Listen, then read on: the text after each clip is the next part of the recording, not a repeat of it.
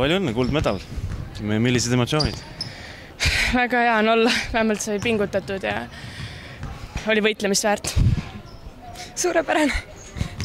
Esimesed 3 veerandaga olite täiesti võrdsed, aga viimasel veerandajal jooksite eest ära, et kuidas te selle ülekaalu saavutasite? Peab uskuma olema endasse, ma usun. Ja me võistkonna vaimu, me kogu aeg ergutasime üksteist ja me suutsime võistkonna tööga ikka seda kõike. Võtsime kokku ennast ja tublid. Uskusite ka, et viimane veerand nii kergelt ära tuleb? Ei uskunud, ma arvasin, et veel raskemaks võib minna, aga õnneks suutsime ka lahenduse leida. Ei uskunud ka, aga hea, et läks. Kuidas enda mänguga rahule jäite? Oleks võinud võib-olla visetega natukene, aga muidu jäin rahule enam-vähem. Ei jäänud rahule eriti. Ei läinud, hästi viskad ei läinud üldse ja kaitsemäng oli hea, viskad läinud. Mis te nüüd pühade ajal teete? Olen kodus ja puhkan. Perega koos. Selge, aitäh!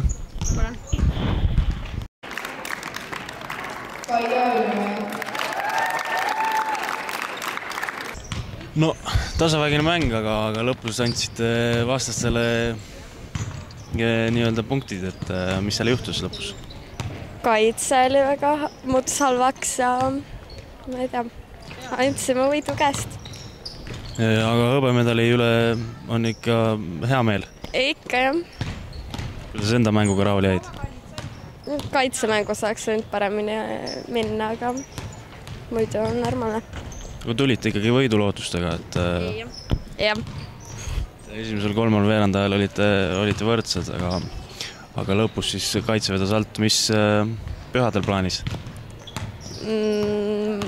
Maal ja sõpradega ja... No selge, aitäh!